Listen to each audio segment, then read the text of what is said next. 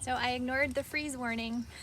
I thought it was just for the outlying areas, so I didn't take action to cover up my plants, and not listening cost me my tomato, my pepper plants, and some basil. And I'll try to salvage what I can, but essentially they are done for the season. How perfect have our gospel readings from Luke 12 been the past few days about preparation, taking action, and doing what is good and right, as if any moment the Master can come home to find us. Tuesdays was about keeping our lamps lit and ready for the return. And today, Wednesday, it begins, be sure of this, if the master of the house had known the hour when the thief was coming, he would not have let his house be broken into. You also must be prepared, for at an hour you do not expect, the Son of Man will come. And so Peter asks the question we're all asking, Lord, is this parable meant for us or for everyone? And Jesus answers him, who then is the faithful and prudent steward whom the master will put in charge of his servants to distribute the food allowance at the proper time? Blessed is that servant whom his master on arrival finds doing so. Truly I say to you, he will put him in charge of all his property. Now, I know that these readings may put some fear in some of you, but rest assured that I am not a street corner preacher. I do not have a sign that's saying that the end is near.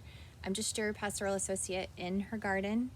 I'm just reflecting on missed opportunities that could limit us in our faith and in our relationship with God and with each other and as a church.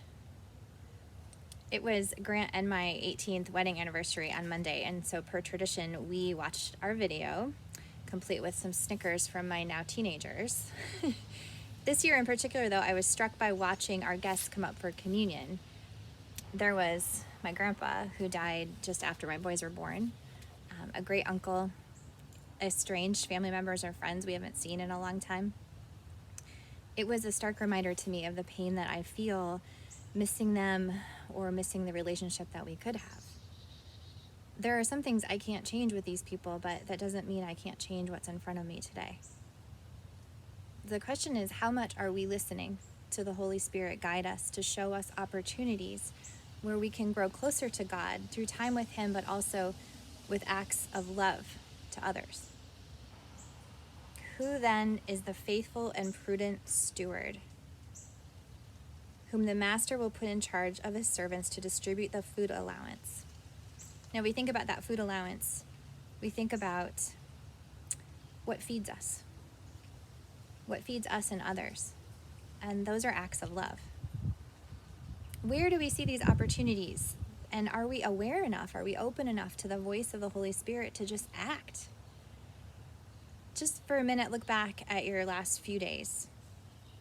Think about, where did you hear or feel an impulse to pray for someone or for something, or maybe even a longer time in prayer, like to say the rosary.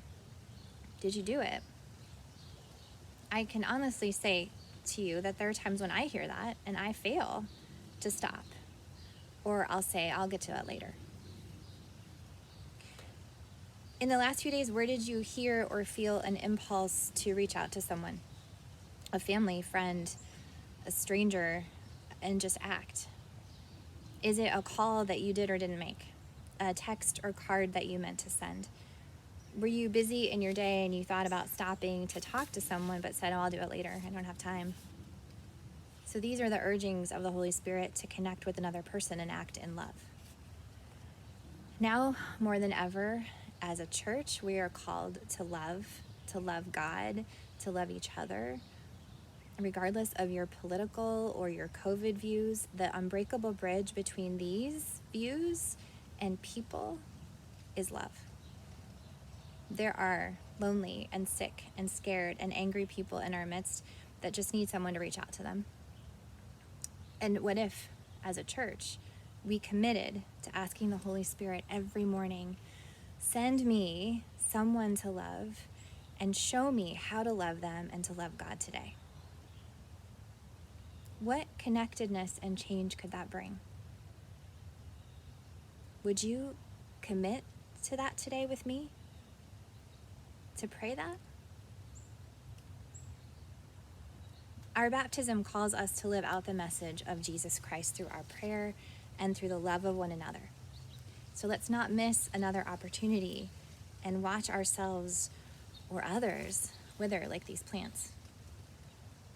Let's take to heart the words of St. Paul in 1 Corinthians 16, 13 through 14. Be on your guard, stand firm in the faith, be courageous, be strong. Your every act should be done with love. God bless you.